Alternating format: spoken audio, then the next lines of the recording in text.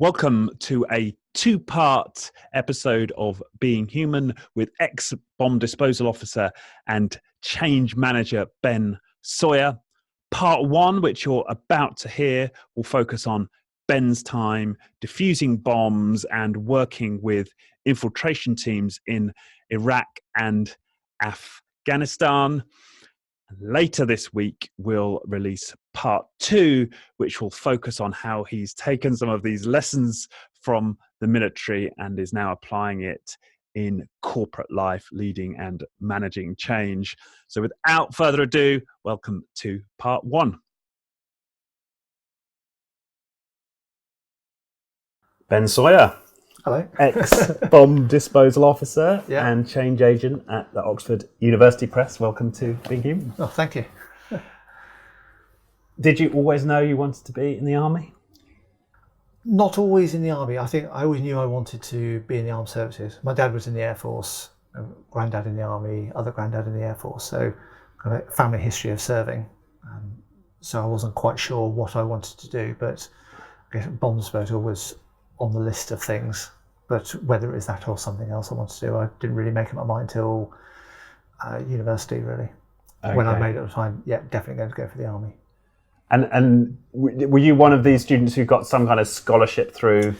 I didn't know. I deliberately chose not to apply for one, because if you have a scholarship to university, you're then committed to pretty much go straight to Sandhurst afterwards. So I didn't take a gap year between school and university, whereas I was sure as hell want to take one afterwards. And in the event, I took 18 months and I spent time off on, I was in the officer training corps, kind of like the reserves for university. Okay. So after university, I went off and spent some time on army expeditions, kayaking in Nepal. So I spent 5 months out in Nepal, kayaking various rivers and then doing some climbing. And then 7 months down in South America, just generally exploring.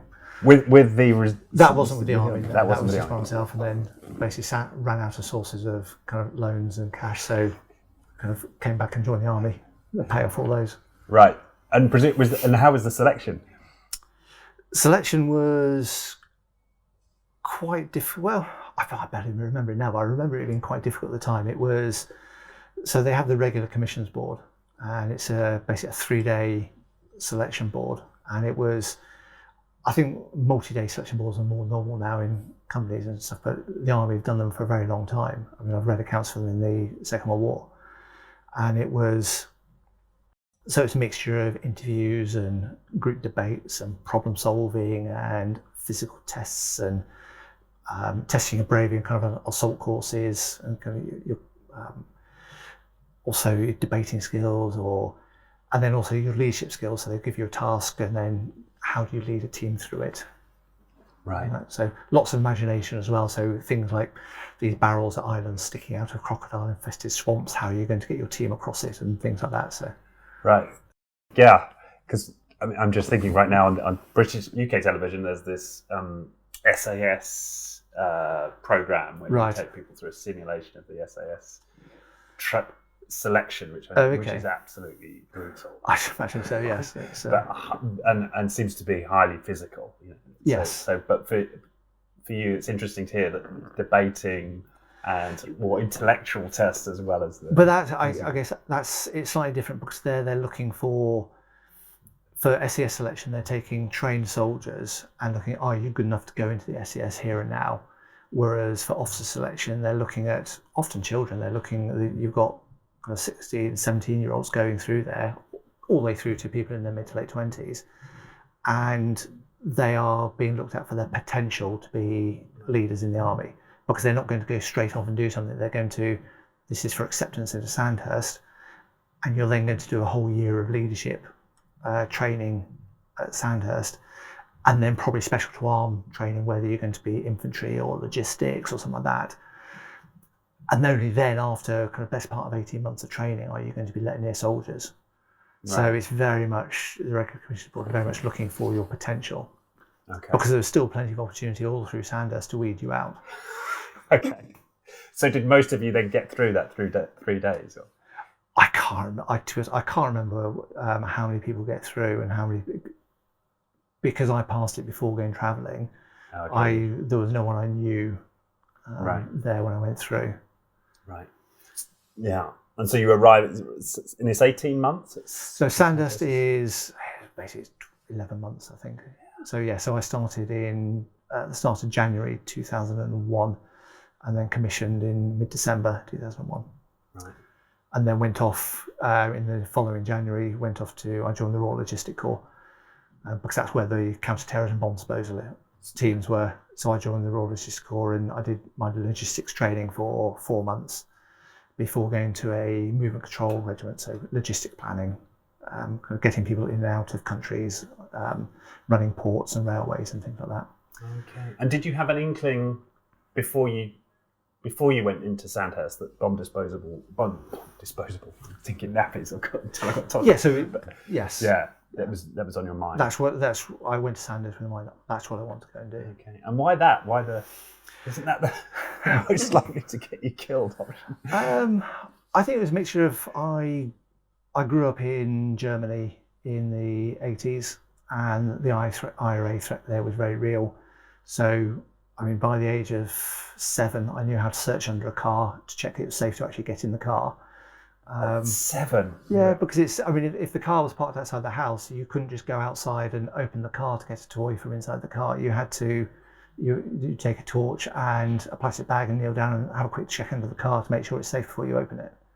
So this is in... Living. My dad was in the Air Force, so we were living as a family out in Germany. And you had IRA cells very active just over the border in Holland, so they would regularly come over and... I had no idea because they knew that British forces were there. There was one of the days my dad and I were sailing over, I think it's Vel Lakes, I can't remember. We were sailing over in Holland, and the IRA assassinated a man and a boy in a petrol station in the same town where we were off sailing. I seem to remember I think they were Australian tourists. It was mistaken identity or something, but it wasn't unusual for there to be bombs or bomb threats. An officer's mess was blown up, and they would occasionally try and launch improvised mortars over the barracks walls. And then I seem to remember also, I think it was mid-80s. Also, we had the threat from the Libyans and their associates, because the Americans bombed Libya, and there was a heightened threat out there. So I remember having armed soldiers on the school bus, because we lived on a British patch. Mary Patrick's where all the families lived, and it wasn't actually on the airbase, but the school was on the airbase, and we had armed soldiers on the airbase to escort us through. Wow. And it just seemed perfectly normal. You'd have soldiers patrolling through the back gardens or down the streets, and it was a normal part of growing up. So did you perceive yourself living in fear? No, not at all. It's quite fun. You go hunt the soldiers in the back garden, and it didn't. We didn't know any different. I mean, I was a young child, and it just isn't that how everyone grew up? So when you're going out to the car with your torch, you're not thinking there might be a bomb here. No. It's just part of the routine. It's something you do. It's something you do, the same as getting a key to go and open the car. It was part of opening the car. My God. After that, we moved to Hamburg, where we were away from that environment. So suddenly we didn't need to be so vigilant. So suddenly that was kind of the taste, and the threat levels went up and down. I'm not saying it's like the 4 years we were living there, you're searching the car every day. It would be, you get your parents remind you that it was, we didn't really, as a child, you don't really understand threat levels and things like that. But they said, no, you need to be careful at the moment, and you pick up on how concerned your parents were as well. Right. And so do you think, I mean, I don't want to, it's hard to not try to become a psychoanalyst here, but there was something about this desire to make, do you think there was some subconscious desire to make the world safer or something? I think there's a desire to, at that age, I wasn't decided whether it's Army or Air Force that I wanted to go, but there was a desire that I wanted to serve. I wanted to be part of what my dad and what my family had been doing. So, yeah. But not necessarily, I wasn't fixed on bomb disposal then.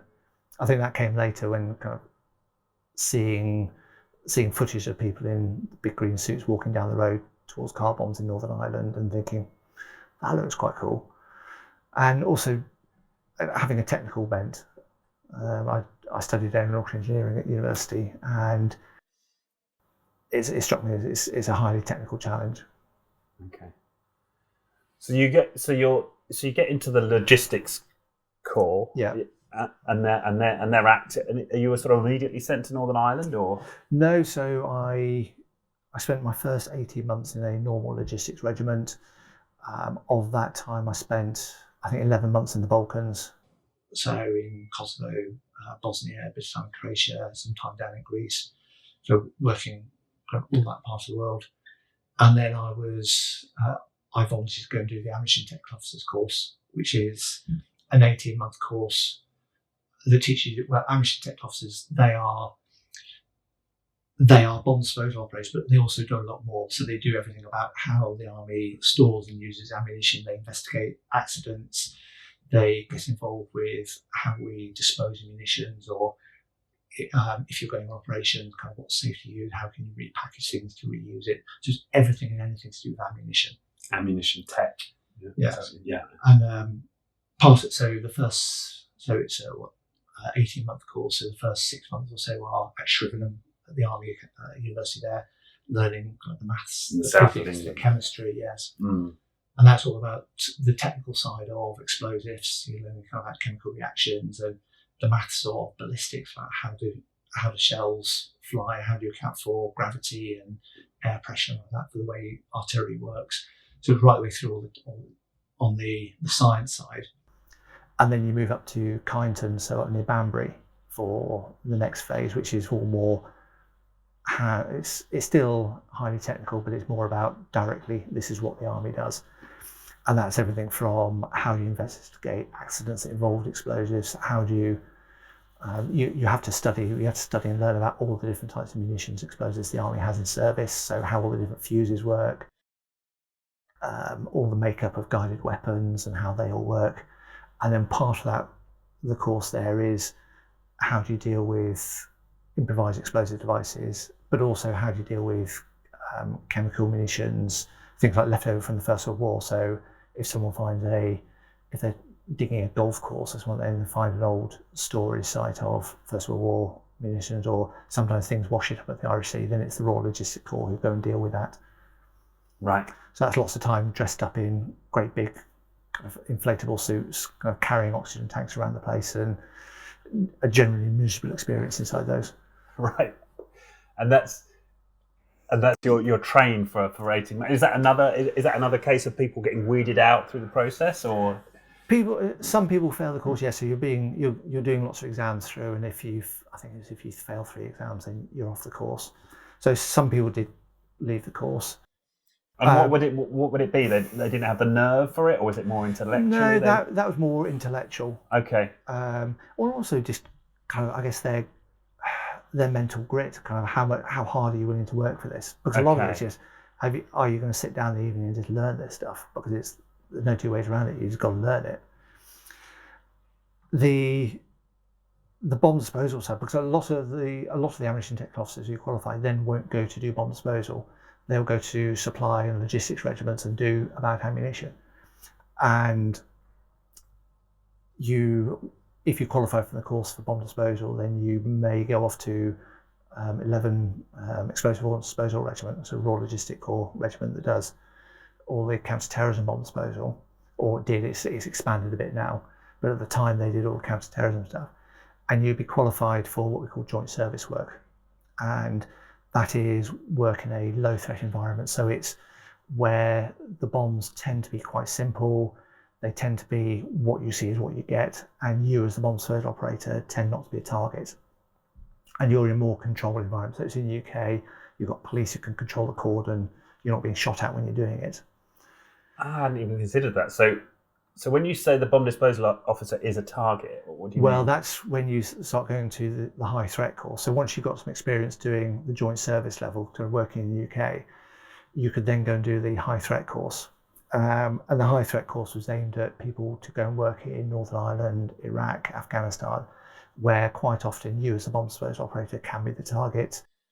Often the device you see isn't the device you're actually, it's not the only device. So there could be kind of the device you see is to bring you into the area, and there could be another device to target you, or it could be a device underneath it. So if you lifted it up, there's a device under there to target you as the operator, or it could bring you in so there's a sniper waiting to actually shoot the operator. So you've got a lot more to consider around the threat and around what's going on. And also you may have difficulties holding a caller, and you may have to work a lot faster because the caller is being shot at. So it's far more complex environment. And also you're often in high threat areas, you can't get, if you're in doubt, you can't actually get on the phone and ask for a more experienced operator to come and give you help. You're there, you're it. Whereas if you're in the UK and you see something like, I don't like the look of this, I don't understand this, you can call your duty officer and they can give you advice or come out and be there and kind of be your mentor for it. Whereas in advanced out in Iraq, Afghanistan, you don't have that option. So, and that's why it's the advanced, the high threat course. Basically, I think at the time I was going through, I had about 10% pass rate. Oh wow! So right, but it did mean by the time you passed it, you knew you were ready. Okay, and did you do some work with low threat first, or did you go straight into the high threat? I qualified as a joint service low threat one, but I never actually did any. I was based in Germany, so I didn't actually do any devices at that level. So the first time I dealt with something that was a live device was in Northern Ireland as a high threat operator. So was that quite unusual for somebody who had no real experience with the device, then getting through the course, it's only had a 10% Not pass? hugely unusual. No. Right. Some of it was confidence, but a lot of it passing the course. I mean, I failed the course my first time I did it, and I guess it was the first time it was a real shocker actually. The first time I failed anything really, and that was. It really made me question had I made the right choice, because bear in mind by this stage I'd done a year at Sandhurst, of 18 months in a logistic regiment, 18 months on a course, and then kind of the best part of 6 months in my regiment learning the ropes. So I spent a lot of time building up to this high threat course, and I went off and failed it. And so actually I'm not aware that's something stopping me from doing one of my ambition was to be one of the people in the big suits walking down the road. Yeah. And it's then reappraising, well, do I stop and is this not me? Do I get out and go do something else? Or in the end, I've actually no, I didn't need to work harder at this. So I knuckled down when I went back the next time, worked a lot harder, made sure I didn't have any other distractions, and really focused and met every time I was doing so, even kind of in the shower, you're thinking through scenarios. Kind of at dinner, you're talking to people who've done it before and picking their brains, and just everything, and working late at night on practicing what you can do at weekends, working as well towards it, and just focusing everything onto passing the course. Right. And that was in your thought process, was it? You spotted lots of ways in which you weren't fully focused. Yes. Time around. Yeah. Right. Yeah. Wow. So you got your stripes, and you said Northern Ireland. So you're thinking my goal is to do this in Northern Ireland. Well, that's when I first joined. Yes, but then when I joined the army, Iraq, I guess Afghanistan had happened, but we weren't in Helmand. We only had small numbers on the first set of operations there. We hadn't invaded Iraq yet. The invasion of Iraq happened when I was on I started the ATO course. So when I joined the army, the ambition was Northern Ireland. That's where the bomb disposal was at. Obviously, moving on, then once I finished the course, I didn't want to go to Northern Ireland. Where I was desperate to get to was Iraq, because that's where the action was. Right. But I went and did I think I did 4 or 5 months in Northern Ireland, and then came back, had a few months rest, and then went out to Iraq. And is that where you encountered your first bomb? Northern Ireland. Northern Ireland. Yes. So talk us through that. The first. It was rather insignificant, really. It was just all it was. It was a pipe bomb that's been put through the front door of a pub. So it was just a case of X-raying it and dismantling it, and then collecting everything for evidence. But how are you feeling approaching this pipe bomb then? Okay, because I'd sent the robot in, I could see it was just a pipe bomb. So it's just I've done loads and loads and loads of these in training. Okay. And it was just, So that's how it works. You sent in I'm imagining a little ET type robot. Yes, we had what we call the wheelbarrow. Okay. And I think it came out because the robot was first, or the bomb disposal robot first was kind of very Heath Robinson. It was invented in Northern Ireland, and it wasn't by scientists, it was by some bomb disposal operators and figuring out what they can do. And I think the first one was actually designed on the chassis of an electric wheelbarrow. Okay. And then it modified and just kept the name of the wheelbarrow. Okay. So yeah, whenever you could. So one of the principles of bomb disposal is use remote when you can. So if you've got the opportunity to use a robot, you're much better off using a robot to do whatever you can rather than actually going near it by yourself. So you're sending this wheelbarrow into the pub, looks at it, it's a pipe bomb. Have a look, see what's there. But then it's one of those, well, actually, there's nothing we can do with the robot then, so it's just, but we've confirmed what it is. Because you have witness statements, you have people talking to you about what it is, but people can be, what they've seen can often be, isn't actually what's there. Okay. So there's some things, questioning technique about trying to actually mitigate their cognitive bias to what they've seen. Have they mentally recorded something they've seen on TV as opposed to what's actually there?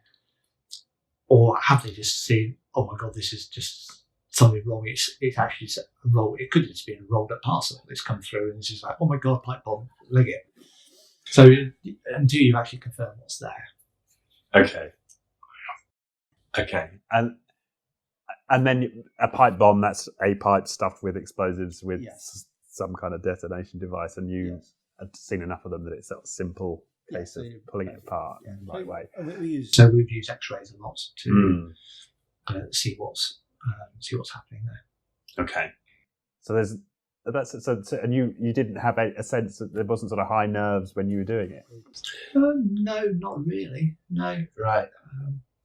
I think the biggest nerve wasn't actually about the device; it's about doing the task right. Right. And making sure they got all the information before I finished. My report was going to be right. So because I didn't want to piss off my boss. It's. I think there was no real concerns about doing it. I think there was more concerns doing some of the stuff I did in Iraq and Afghanistan, predominantly because less assistance from robots, so often having to, and also less certainty about what's there. So what was the first time you were faced with something where you really were nervous then? Probably when I had to do something that was against the rules. So I was out in Iraq, and a British armoured vehicle had been destroyed, quite a few people killed, and I've gone out there to one thing, gather evidence, but also to clear the area. And we found wires going off, and then found there was a second device. So if there's one device there, it's likely the other device is being put in by the same people. So I dealt with most of the second device, and I wanted to, we need to get the evidence, but where we are, the cordon was being shot at is near a place called the Sheer Flats. It was a really horrible part of Manchester. And the infantry wanted to pull out as soon as possible because it was getting really quite hairy for them. They were finding a lot of them getting shot at. So they told me, right, we're leaving in a few minutes. That's it, we're gone. And I had the choice where I could see the main charge of some artillery shells from the second device, and there's a table around it and the detonators in there. I've dealt with the trigger and everything. Now, by the rules, I should use the robot or use a rope, basically set up a line to actually pull these out of the hole from a distance to make sure there's nothing underneath. Okay. So it means that if they can't target you, because they can only target you by what you do.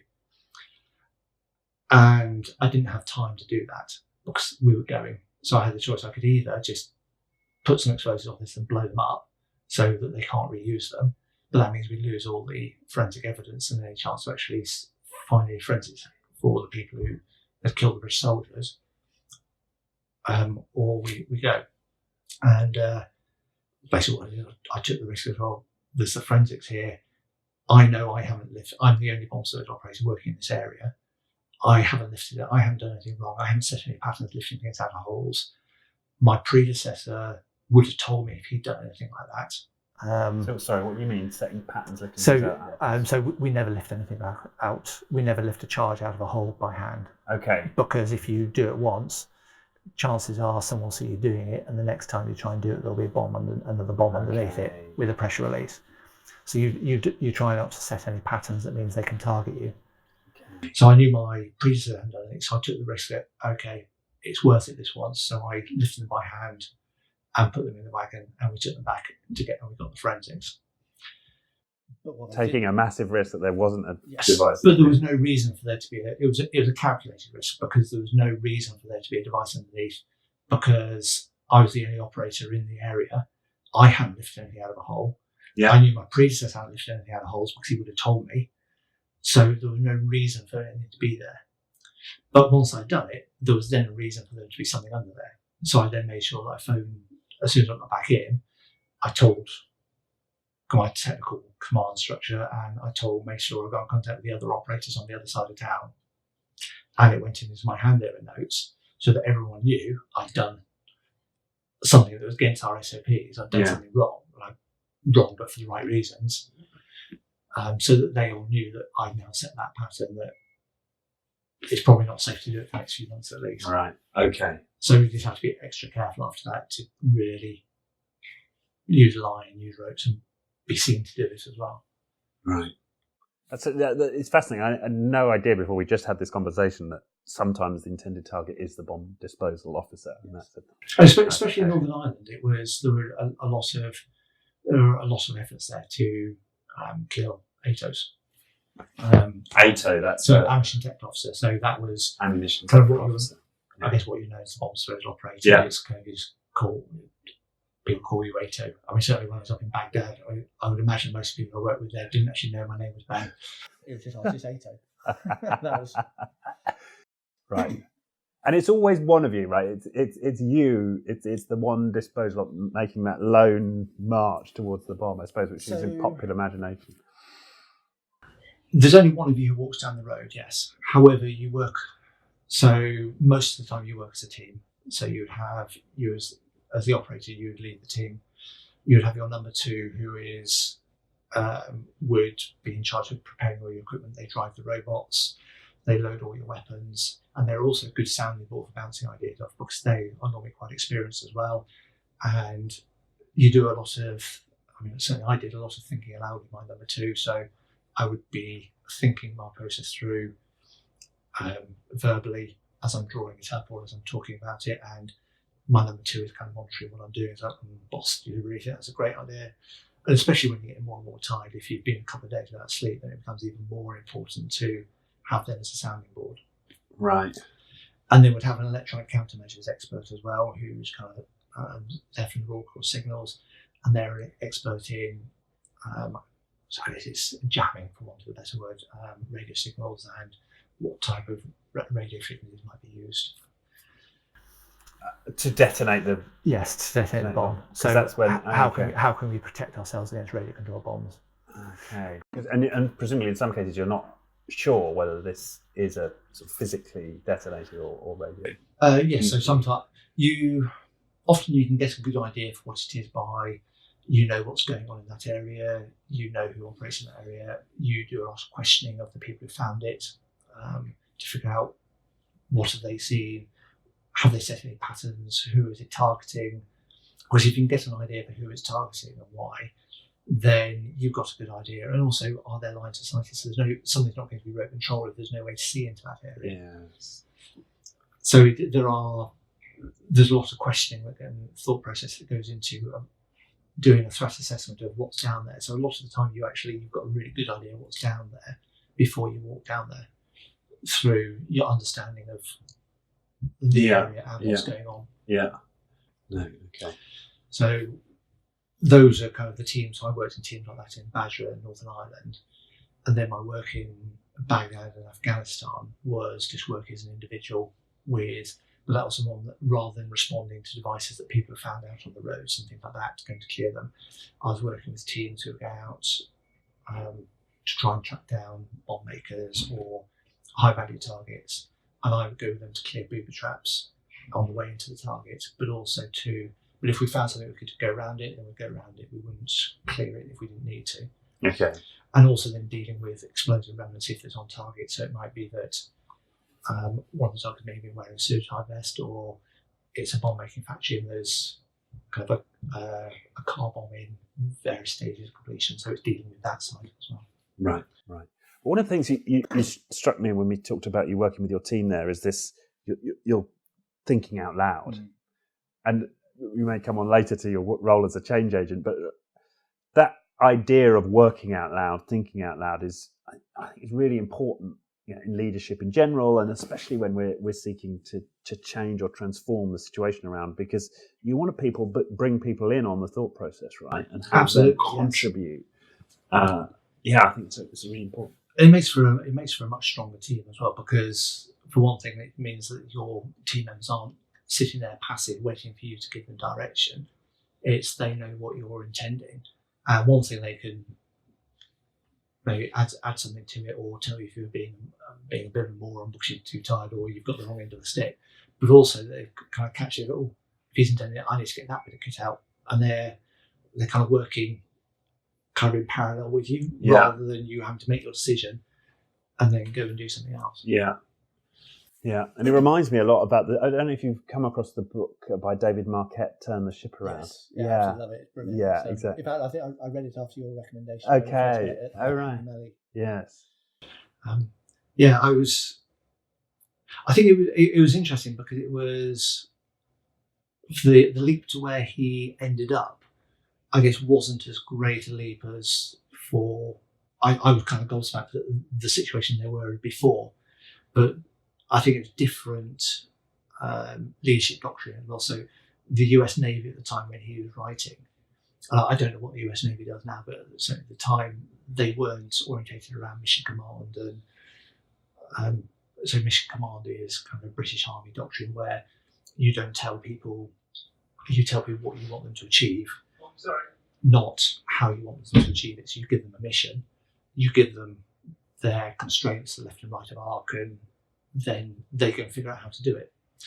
And one of the big things, also, you're telling them what you're in their mission, also what your intent, what you're trying to achieve, and how their mission fits in with what you've got to achieve. Yeah, and what was key, wasn't it, also in the culture that he created, was that he encouraged everybody else to then express their intent. Absolutely. Whereas the US Navy at the time weren't doing that. It was very much, you're the leader, you tell people what to do, and then they tell other people what to do. And it's not. So I guess for them it was a huge leap to go from where they were to where they ended up. Whereas I think he did actually take it past where we probably were in the army. In most parts of the army, I guess. And it'd be. I wish I'd read it at the time. Actually, there were some interesting things in there. So, but did you encourage your men to also think out loud as part of the culture? Yeah, I guess not actively, but it became a way that we worked, and it depended what they were doing. It depended. So the ECM operator, if he was working, so electronic countermeasures operator, so the guy who's looking for radio control, if he was working out loud, then most of us wouldn't understand what he was on about. He was really a deep technical subject matter expert. However, there were certain checks that he would be doing on the electronic cameras where he would be doing things out loud to confirm, so that we can hear what he's doing. So, and I think that also comes out in Turn the Ship Around, when he's talking about people before they're doing things physically, actually giving a narrative of what they're doing. Yes. And again, that was all built in. There was also the element of, I think, being able to test and rehearse things. So, for example, when I took over my team in Basra, I was asking we had an infantry team who were attached to us, who were basically the bodyguard. They got us to and from the target area and would protect us when we were there. And the corporal in charge of them, he was pretty much in charge of the plan for, if I'm down at the target end and something happens, I've been shot or the device has functioned, I need to get to medical attention. He leads the effort. He takes over there to actually get me back and get me off to hospital. And we did on a whiteboard about, okay, what's the plan? So I first took it to the team and explained how they would drive up one of their armoured Land Rovers, and two of them would get out and haul me up into the back of it, and then they'd drive back, and then how also other people providing protection and things. Well, okay, let's try it. So we went to a quiet bit of the airfield we were based on, and I lay down in the bomb suit, and the bomb suit's best part of 100 pounds. I'm probably over 180 pounds. That's a lot of weight to try and haul up. Probably, I guess the side of the back door of one of these Land Rovers, best part of a metre off the ground. And they couldn't actually pick me up and drag me into the bag. So it was a great plan on paper. And everyone was aware of their part of the plan. We never actually tried it. It was all right, we best think again. So, but rather than me take part of it, I had other things to do. So it was all right, you've got to figure out how to do this. So I lent them, they had spare bomb suits, so they started to figure out what to do. And they worked out sort of basically different contingency plans then, so that if we had armoured vehicles near us, then they would get when the armoured vehicles come forward, because they had a much lower ramp that's easier to drag me in, much wider door. Or the other one, and then in the back of both of their Land Rovers, they rigged up pulley systems that were already in there set up, so that with a leash on it, so that if they needed to hoist me into there, they could just run a leash around me and hoist me up, or push them and shove, just drag me in the bomb suit back. Right. But they had basically we set up and rehearsed lots of different ways of doing it. Yeah. I think it's actually that it was having that luxury to be able to test things, whereas rather than just building this process and then think it will work. Yeah, which is a very, very common theme now in a lot of the guests that we've had on this show is test and learn approach. Learn by doing. Yeah. Rather than this sort of make a bunch of assumptions and then build the master plan, it's no. Actually, I know it was highly interesting. We after that, it was one of the things we trained, and there were lots of things we trained for. And if we weren't on the ground, then every day we had we had our daily program of, we couldn't assume we're going on the ground each day, so we wouldn't just sit around waiting for a call. So every day we had our program of at these times we're going to clean weapons, equipment maintenance. We're going to do training, so there was a lot of cross training. So things like the number 2, so the guy who drives the robots and loads of weapons, him training up the infantry on how they can help him out. The vice versa, the infantry takers down to the firing range and training my team kind of on.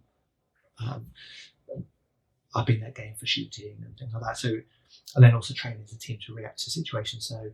I mean, some of the most dangerous points are when we're actually trying to drive there. So anti-ambush drills and things like that, and how we're going to react. Yeah, because I guess that's a common tactic in the enemy. If you've laid the bomb, you know there's going to be someone coming to try and dispose of it. Or you can be just you're driving down the wrong road at the wrong time. Right. Yeah. So it's constantly training and constantly. I mean, very much after each training iteration, there'll be the debrief, and the debrief isn't one way. It's not me saying, right, this went bad, this went well. It's everyone's got something to say, everyone's got something to add. If someone's spotted a mistake, then likely it's not, it'd be on them to, well, how are we going to solve this then?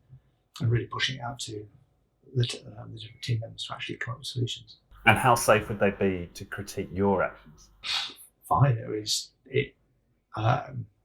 weren't at all precious about it. I mean, that's part of the thing of, even operation, even out on the ground, it was, part of the point of thinking aloud was that, especially not so much the infantry, because they're not kind of really experts on that area, but my number 2 and my ECM operator, they would be permanently questioning what I'm doing, either from do you really think that's a great idea, to make sure that they understand what I'm about to go and do.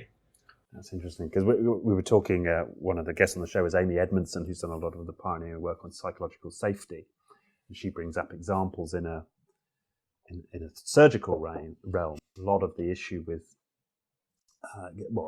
a contributor death rates in operations environment, surgical operations, is nurses and junior clinical staff not feeling confident enough to challenge the doctor. But Matthew Sawyer writes about that quite a bit in Black Box Thinking when he's, I think right at the start of the book, he gives a case study of where there's a nurse can see that the anaesthetist and the doctor are doing something wrong. I think it's that way around, but didn't feel confident to interrupt, and ended up with the patient dying on quite a minor operation. And he then compared it with, one of the comparisons brought out then was how you used to have a similar sort of attitude for aircrew in airline, where the captain was God, and I think it may have been the Manchester disaster. It was one of the disasters where the captain had parked the aircraft and told everyone to evacuate from the wrong side because he'd got a bit of cognitive overload, misread the dials, and actually said, "Oh, the other side's on fire." Whereas the crew looking out the window could see he got it wrong, and actually the side he said was safe was on fire. And then the flames were blowing across the aircraft, but they were more scared of the captain than they were of the. A bit like your example, that you're more scared of the write-up for your boss than getting the pipe right. So I think there were many things that, and there was another air disaster, I think, in the States that he brought out about, again, how the crew worked together. And the airline industry worked very hard to actually start changing crew behaviours, so to give confidence to kind of junior co-pilots or junior cabin crew to actually challenge what the captain is saying, and also to make it even a necessity, so that pushing them in simulated environments where they deliberately make it so they have to, and training them all like that. But also, so I think some NHS areas or some medical areas are starting to look at that. But also, from what Matthew Sawyer was saying, is also the acceptance of when something happens, it's our investigation. So in the air industry, if there's a crash, there's that complete kind of no blame culture of, right, we need to get to the bottom of this, we need to learn the lessons. And even just near misses, pilots they won't get in trouble if they report they nearly did something wrong, because they can investigate, well, how can we stop someone nearly getting this wrong in the past? Whereas if they nearly get something wrong and don't report it, then that's more problematic. Yeah. Whereas in the NHS, there's a lot of medicine as well, from what Matthew Sawyer was saying, there's often the ethos of, oh, it just happens, if a person just died. They treat it in isolation, and they then don't learn the right lessons from it. Right. And so did you find that you had to take yourself on in any way to ensure that safety was maintained? Was that conscious in your mind then? I don't think I was seeing it from that point of view. I think there was the constant drive to be better at it, which then would drive safety. So there was the constant training, and also trying. So things like in Northern Ireland, one of my friends was at a different detachment, so we would take in turns to visit each other's detachment, and the other person would set up a training scenario. So, and kind of making it as fiendishly difficult as possible. It's just, you're always pushing to learn more, and it'd be it from watching one of your mates operate and see how they deal with it, through to talking scenarios through. So things like in Baghdad, where I didn't have a number two, I didn't have an ECM, electronic countermeasure operator, to talk to. I was the only bomb disposal operator in our team, but on the camp there were other bomb disposal operators with the other teams. So we used to kind of once a week or so hang out, and because we predominantly worked nights, if we weren't on a mission, then we'd meet up for a midnight meal, and chat about who's done what, who's seen what, who's heard what, how they deal with it, and just swapping anecdotes and swapping ideas. Sometimes looking at it, seeing, oh right, okay, I haven't heard about that way. Can you show me? And then seeing what kit they've got, and constantly kind of trying to grow your knowledge base. Yeah.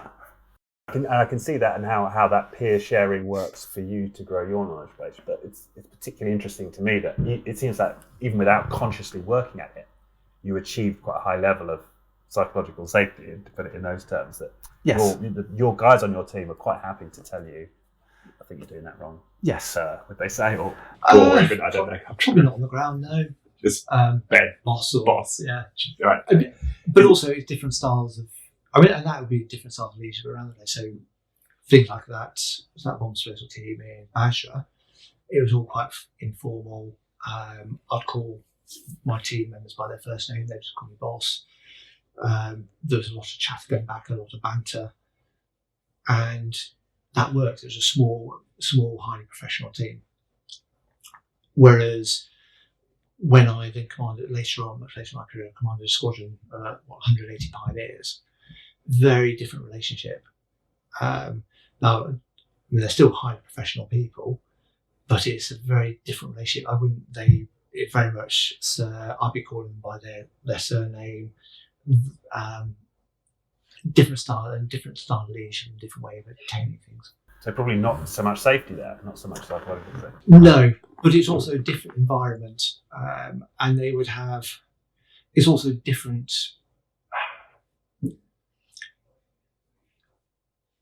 There's probably more of an element there of transactional leadership rather than kind of. If you've kind of got a kind of a spectrum, kind of transformational, transactional kind of spectrum. Also, you have to do bits of both at all the times, but it's kind of tending more to transactional.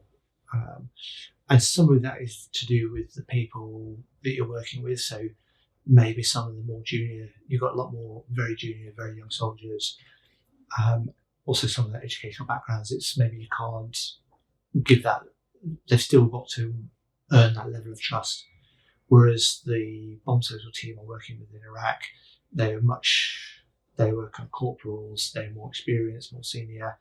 They were, I guess they found their way already, so you're still not trying to mould them in that way. So you can give them a lot more freedom because they've earned that trust, and you've also earned that trust. So it's more, but also in operations, there's always a very different way of the teams work between being in barracks back in the UK and being on operations abroad. Yeah, and you're living together, and yes, yeah. In fact, we might touch on this later. The chapter you've written for the leadership book. But okay, so you've got that strong bond with each other. Yes, even outside of the operational arena. Yeah, which I suppose just thinking back to David Marquette and Turn the Ship Around, where even though they're all living together on the same submarine, yes. Right, it couldn't get much more close in terms of living. There was still quite a lot of reverence and reticence about speaking up and challenging authority. So it's clearly not the fact that just by putting people living together, you're going to get high trust and high levels of psychological safety. There are other factors at play. Yes, but also I think it's slightly different scales are there as well. It's a lot easier to be more intimate and less reverential when you've got such a small team. Yeah. So the bomb disposal team is very small, and also I think, especially when you kind of read stories from Northern Ireland in the 70s and 80s and stuff like that, I think there's always been that thing of kind of bomb disposal being, I don't want to say maverick, I guess less. It's not kind of your shouty army. It's more, it's always been slightly different. But I could still easily envision a scenario where somebody in your role becomes revered at some level, and there might be a situation where people are reticent about. I don't think the other people would let them be revered. You don't think so? No. Okay. There's. I think that there's always quite a healthy amount of kind of cynicism and piss take. But I think if someone took themselves too seriously, I don't think they'd last. So you reckon that? Okay. In that trade. Okay, interesting. But you also, I think some of it may to do also that maybe I guess the educational level. I mean, a lot of the soldiers in the bomb disposal teams, they are. A lot of them would have A levels, not unusual have degrees. I mean, one of my number two, so one of my wheelbarrow drivers in Germany, he had a master's degree in chemical engineering. My warrant officer had not your average wheelbarrow driver. A law degree, yes. Warrant officer had a law degree, so there's very highly educated people as well. Yeah, but I mean, I can kind of see how that might contribute to mutual trust, but I can also envisage, people who are highly educated, but still there's, psychological safety is not high. It's also, I think, the passion for books at the number 2 course to Operation Iraq, and that wasn't easy as well. So, I mean, people who were there they'd worked bloody hard to get there and to get onto one of those teams. So it wasn't just their kind of past selection to get into the army and then they were sent out to Iraq. These people had actively wanted to be on a bomb disposal team and actively had to work really hard to actually get out there. Right. So even to be just on your team was a major achievement. Well, it's not an achievement to get onto my team, no, but to get into to be qualified as a bomb disposal. A number 2 or electronic countermeasure on a high threat team. That would take a lot of work and experience and dedication, and again, hard courses in their own right to pass. Mm. And did all of the guys you worked with get out alive? I mean, did you all make it? Yes. And were there instances of bomb disposal teams who didn't? Predominantly in Afghanistan, yes, quite a few. Okay. So, I mean, quite a few bomb disposal operators were killed in Afghanistan, and also some number 2s, and so a lot of bomb disposal team members were killed. Mm. And what tended to be the pattern there? Where all sorts. So, I think one of the linking things is tiredness. So you had Oz Schmidt, Dan Reed, people like that. So one of the overarching things is normally they've been operating for a long time. They've done lots of devices, very, very tired. And you make it's almost inevitable you start making mistakes when you're really that tired. Okay.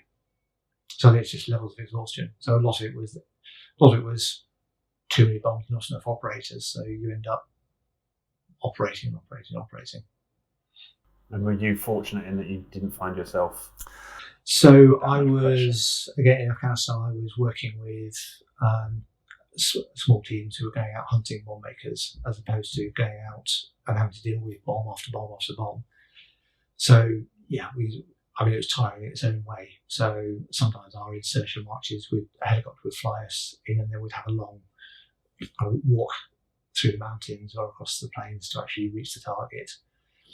So again, it's still stressful, kind of moving there and moving back, and then sometimes dealing with devices on target. But then we'd fly home, and then you normally get some sleep and wait for go out on the next target. Okay. It wasn't the sheer relentlessness that the bomb disposal operators who were on the teams who were out all the time on the ground. It wasn't as relentless as their pattern of life. Okay. And when you're going in, so you're searching for bomb makers. Yes. And they'd need you on the team.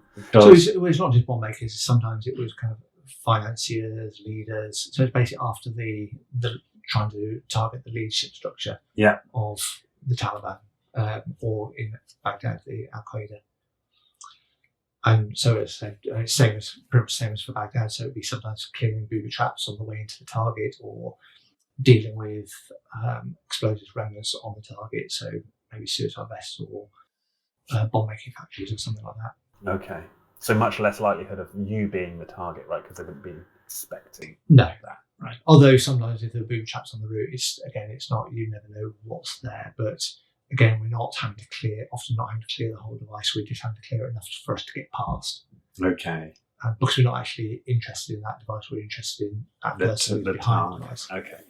So my role was more about maintaining the momentum of the assault. So it's about getting people to the target to do their job, rather than actually rendering the device safe and getting the evidence back from that device. Okay.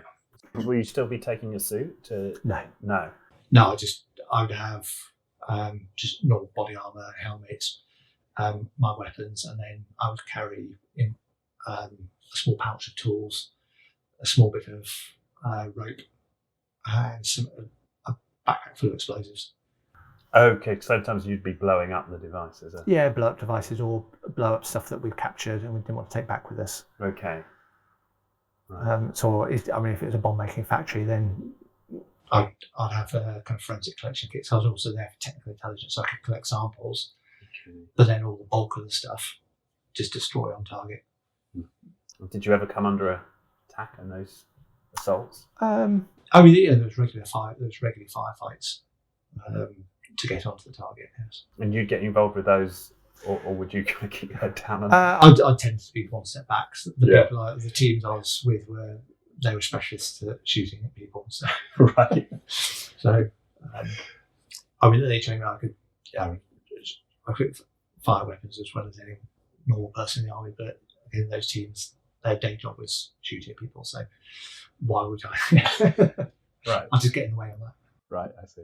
Okay. So you've done that. So you've done the tour of. So you started out doing the bomb disposal, and then you moved to these teams. Yes. Okay. And was that on 2 separate tours? So I did 3 tours in Baghdad. So the supporting the teams hunting bombing. So Yeah. I did 3 tours in Baghdad. Okay. And then a tour in Afghanistan. After that, Yes. where you were doing the Yes. bomb disposal, or So it's Baghdad and Afghanistan. It's the same sort of work. It was that okay, doing with kind of okay, clearing boom traps onto the route and Okay. then dealing with stuff on the target afterwards. yeah, okay. And did that? So the final tour was in Afghanistan, Yes. and that marked the. So yes, Yeah. I did my last tour there. It was 2012, and then I went back out for a few weeks in 2013. So and then that was my last tour was 2013. And what was the trigger for you deciding to leave? Kids. Okay. So I got married in 2011. I did my last tour in Baghdad in 2009. Thought, okay, that's it. I've done a lot of bombs, so I don't particularly want to do it anymore. Got married in 2011, and then I think I was out in Afghanistan doing it again by my first wedding anniversary. And I think I was a different operator. It was certainly not taking the risks or that I took in Baghdad. I was a lot more circumspect, a lot more likely to blow things up rather than trying to pull it apart. And obviously, you don't get quite the results, but I had other responsibilities. Mm. And then we decided, right, we're going to have kids. And my first daughter was born, so I thought, right, it's time to go out of the army. And it wasn't just not wanting to operate anymore. It's also chances are I wouldn't have operated again, but I would have had to go on tours again. So, and also doing staff tours, I would have been going away for 9 to 12 months at a time. And with young children, I don't want to do that. It's not what basically I'd achieved everything I wanted to do in the army, and it's. I didn't Well, you want a rare somebody with a boyhood dream. Yeah. Who achieved their boyhood dream. Yeah, absolutely.